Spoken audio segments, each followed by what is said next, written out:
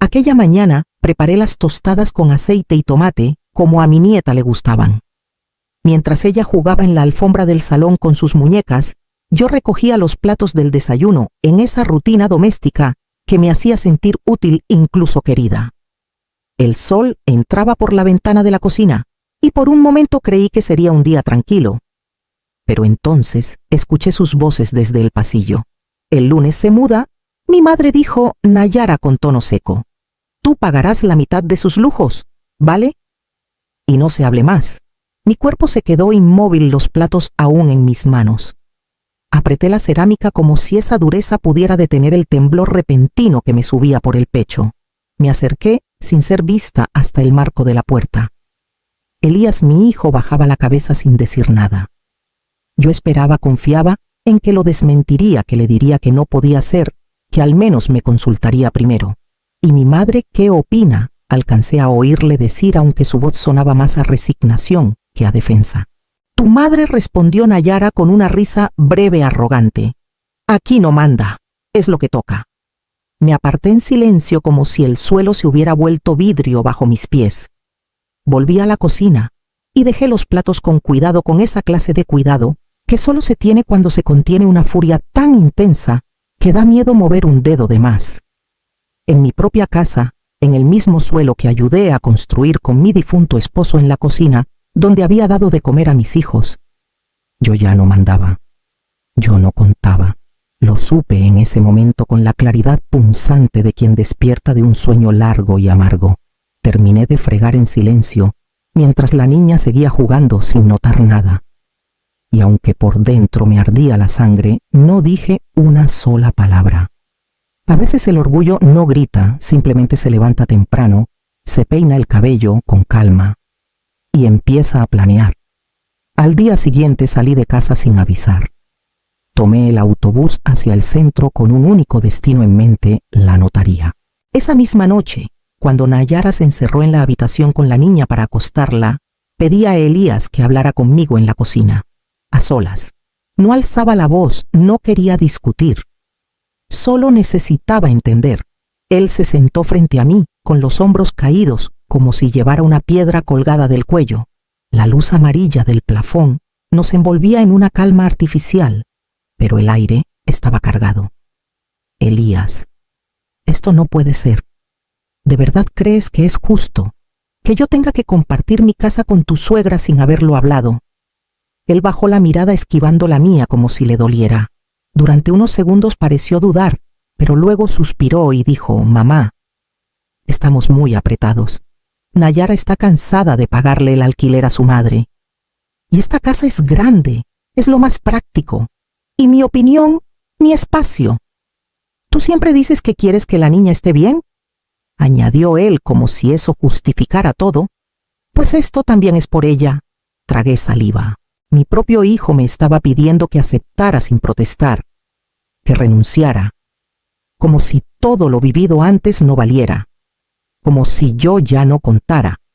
Y si no acepto, entonces me miró, ya no como hijo, sino como alguien que solo quería que todo estuviera resuelto. Entonces, quizás deberías ir mirando otro lugar para vivir. Sentí que el corazón me daba un salto seco, pero no reaccioné, no grité. Solo me levanté con cuidado, tomé mi taza vacía y la enjuagué en el fregadero. Ni una lágrima, solo silencio. Un silencio que cortaba más que cualquier palabra. Me encerré en mi habitación. Dejé las luces apagadas. No quise rezar ni pensar en recuerdos. Esa noche solo escuché mi respiración y el golpeteo suave de algo dentro de mí, que ya no era dolor sino determinación. A la mañana siguiente me vestí temprano. No le dije a nadie a dónde iba. Solo tomé el bolso de cuero marrón y caminé hacia la parada del autobús. 10 minutos después me sentaba frente al escritorio de una notaria llamada Celinda Barrios, una mujer seca y directa. ¿Qué desea hacer, señora Ermelinda?, me preguntó. Y entonces se lo dije. Nunca pensé que volvería a cruzarme con Darío Ferragut, mucho menos en una notaría y en un momento tan delicado. Iba saliendo de una oficina cuando nuestras miradas se cruzaron. Tardó apenas un segundo en reconocerme. Ermelinda, dijo deteniéndose con la voz temblorosa como si ese nombre le abriera una herida antigua. Yo asentí forzando una sonrisa, pero se notaba en mi rostro que no estaba allí por asuntos felices. Darío, siempre tan intuitivo, lo captó enseguida. ¿Puedo ayudarte en algo? Dudé un instante, pero había algo en su tono, en su forma de mirarme, que me recordó aquellos años en que fue parte de mi familia, cuando amaba a mi hija como si fuera el centro de su mundo, cuando venía los domingos con una tarta de manzana bajo el brazo aunque nadie se la pidiera. Acepté sentarme con él en una pequeña sala contigua y sin rodeos le conté todo. Cómo Nayara me daba órdenes en mi propia casa, cómo Elías, mi único hijo vivo, me había dado hasta entender que debía irme si no aceptaba. No me interrumpió, solo escuchó. Al final bajó la mirada y se pasó la mano por la barba con aire pensativo. No sabes lo que daría por tener una madre que me hubiera tratado como tú trataste a Violeta, murmuró. Guardó silencio un segundo y luego, casi como si se le ocurriera al vuelo, dijo Ermelinda: «Sigues siendo propietaria única de la casa», asentí. «Entonces escúchame bien, hay una forma de protegerte. Podríamos transferir la propiedad a una fundación a nombre de Violeta. Está previsto en derecho civil. Nadie podría tocar esa casa sin pasar por un proceso legal complejo. Ni Elías, ni Nayara, nadie». «¿Pero eso es legal?». «Absolutamente», dijo él sacando su portátil con rapidez. «Y blindado. Ni siquiera tú podrías revertirlo después. Sería patrimonio de una causa en memoria de tu hija». Me quedé sin palabras. No era una solución sencilla, pero algo dentro de mí se agitó. No por venganza, sino por justicia. Volví a mirar a Darío y asentí despacio. Tenía que pensar cada paso, pero también tenía que protegerme. Y si eso implicaba tomar una decisión irreversible, ya no me temblarían las manos. Volvimos juntos a la oficina de la notaria. No fue una decisión fácil, pero una vez tomada, no miré atrás. Darío se encargó de todo con una eficacia que me sorprendió, aunque recordé que siempre había sido meticuloso, sobre todo cuando se trataba de proteger lo que amaba. En apenas una semana redactó el acuerdo, contactó con la notaría y organizó cada paso para transferir la propiedad de la casa a la Fundación Vegas y Fuentes en memoria de mi hija. Firmé con la mano firme sin una lágrima. Cada firma era una confirmación, esta vez nadie volvería a arrinconarme. La casa ya no era mía, pero tampoco era suya. Registramos todo legalmente, notificamos a Hacienda, sellamos las escrituras. El inmueble ya no figuraba bajo mi nombre ni bajo el de Elías. Estaba en manos de una causa solidaria creada con un único fin: que nadie, ni con amenazas, ni con desprecios, pudiera echarme de mi propio hogar otra vez. Volvía a casa cada día, como si nada hubiera pasado. Cocinaba, recogía, incluso ayudaba a preparar las cosas para la llegada de la madre de Nayara, mientras por dentro me sostenía con una serenidad que hacía años no sentía. Una tarde, mientras preparaba arroz al horno, Nayara entró en la cocina y lanzó su comentario con el tono habitual: «Cuando venga mi madre, quiero que el baño principal esté libre. Te mudas al baño del pasillo, ¿queda claro?». No le respondí, solo asentí con suavidad, como si todo me pareciera natural. No quería alertarla, aún no. Me limité a servir la comida en la mesa y mirar a mi nieta, que se reía con una mueca de arroz pegada en la barbilla. Eso me bastaba. Mi silencio no era resignación, era estrategia. El domingo por la noche, justo antes de irse a dormir, Nayara pasó por mi lado con una lista en la mano. Ropa de cama, cortinas nuevas, ambientadores para el baño principal. Parecía emocionada con la llegada de su madre. A mí ya no me molestaba. Me senté en el sofá, tomé una infusión de tila y abrí el sobre que Darío me había dado esa mañana, una copia oficial del cambio de titularidad.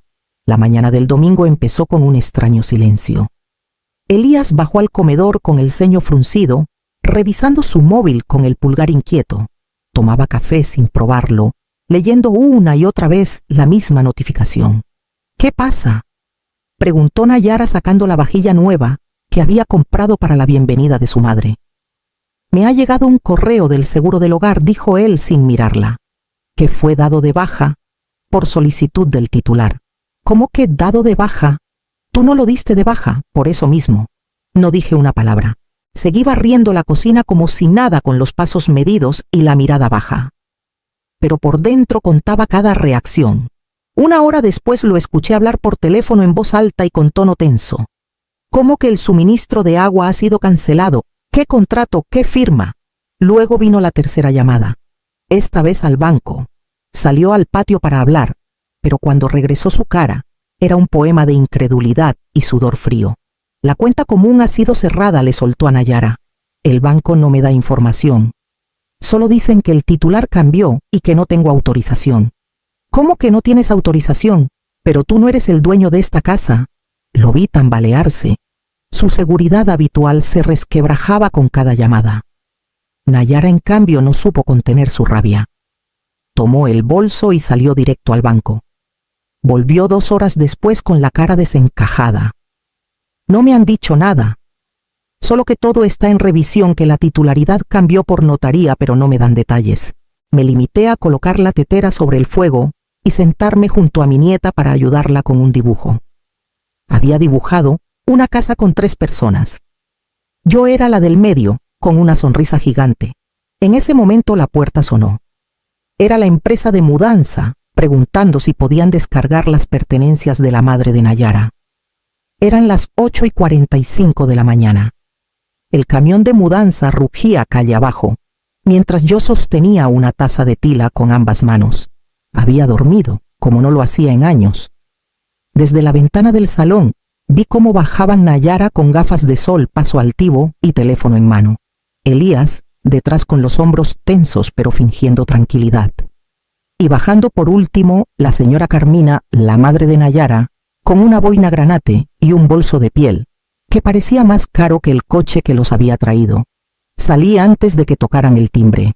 Los esperé en el umbral con el rostro sereno, las llaves colgando discretamente de mi muñeca y el corazón latiéndome con una calma extraña.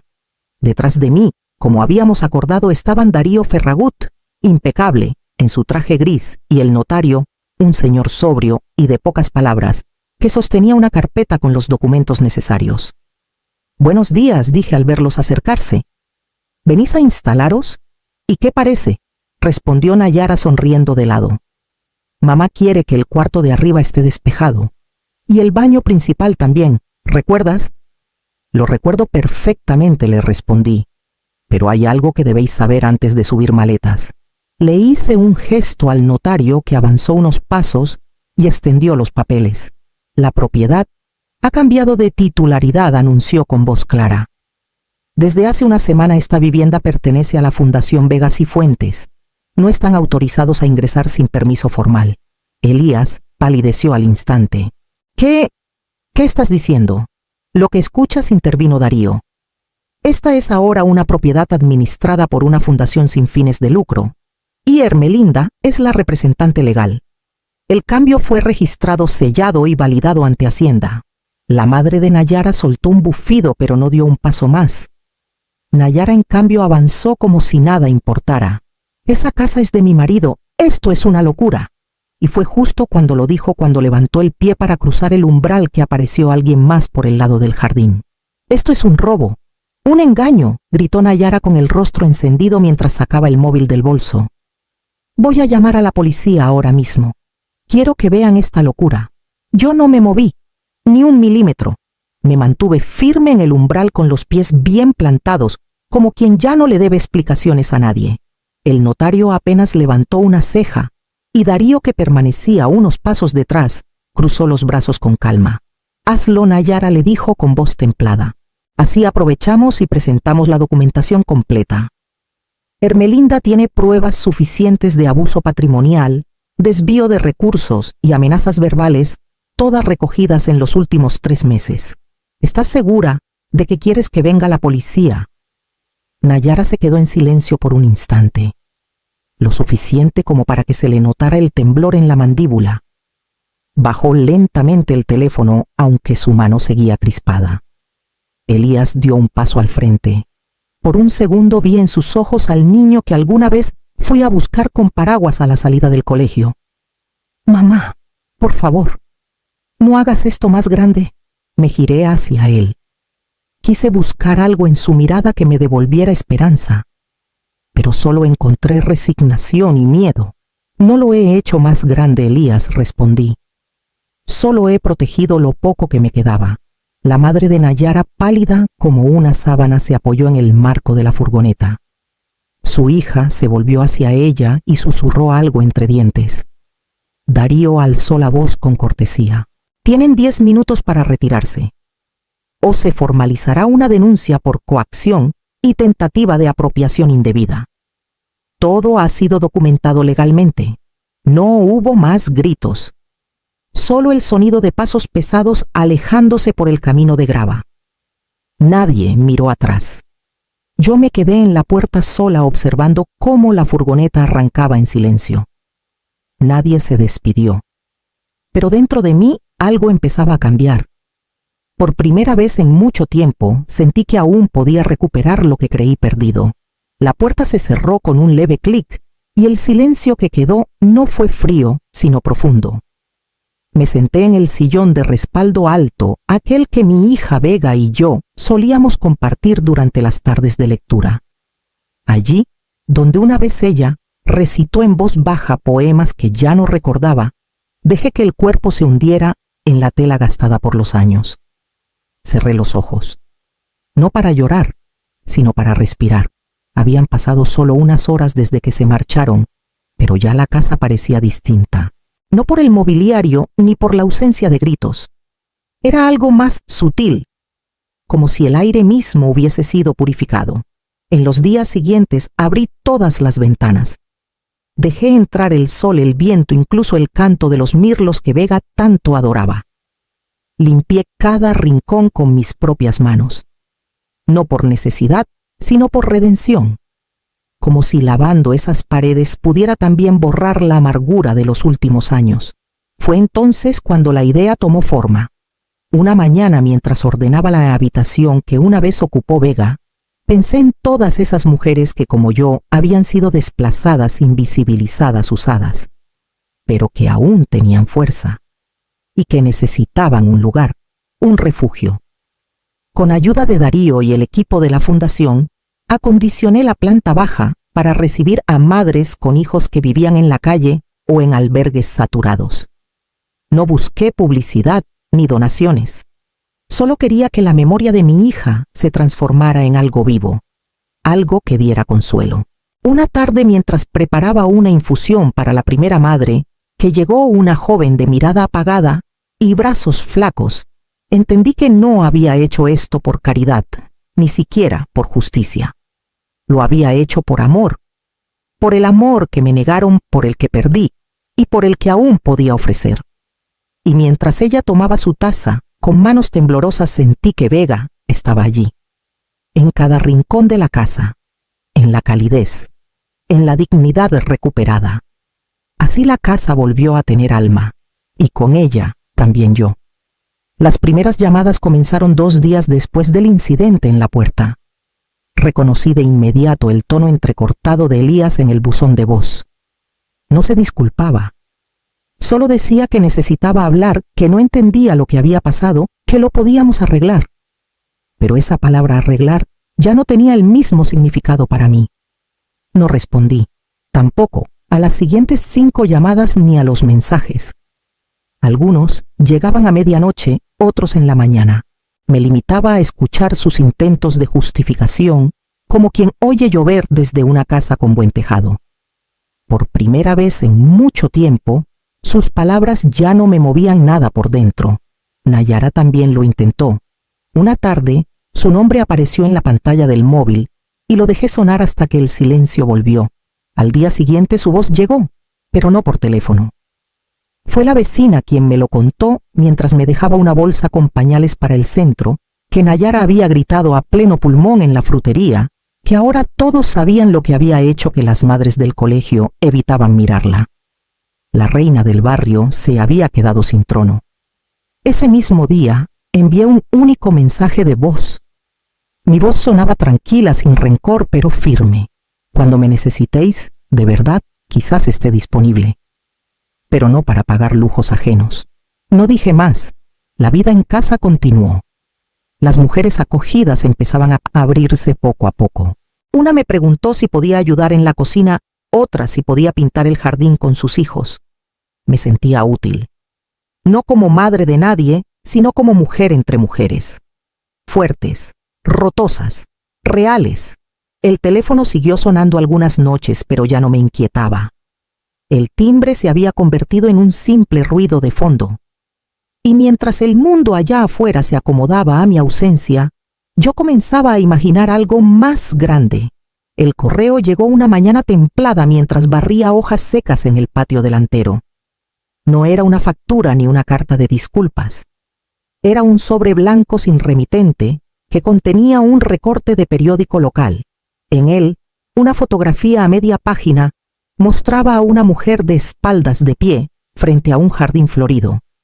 Llevaba un vestido liso y una trenza recogida sobre el hombro. Era yo. No habían usado mi nombre completo. En cambio, titulaban la nota con una sencillez que me dejó quieta por un instante. La Fundación Vega Cifuentes abre sus puertas a mujeres olvidadas. Su fundadora prefiere el anonimato. Habían respetado mi decisión de no aparecer públicamente. El periodista había venido unos días antes tras escuchar rumores en el vecindario. No lo recibí con entusiasmo, pero tampoco lo eché. Me preguntó si podía contar la historia de la fundación. Le dije que sí siempre que los nombres no fueran parte del relato. Lo importante no era quién era yo, sino lo que habíamos construido. Acepté una única foto. Le pedí que me retratara desde atrás en silencio junto a las margaritas que había sembrado Vega de niña. La leyenda bajo la imagen decía: a veces la justicia no llega en los tribunales. Llega en silencio con una firma y una puerta que se cierra para siempre. Volví a guardar el recorte en el sobre y lo dejé sobre la mesa al lado de la taza de café. Escuché risas en el fondo. Una de las jóvenes de la casa estaba enseñando a su hijo a pedalear una bicicleta que habíamos rescatado del desván. No sentí triunfo ni revancha, solo serenidad. Porque por primera vez mi historia no la dictaban otros. Ni mi hijo, ni su esposa, ni los vecinos. Yo la había escrito con decisión letra a letra.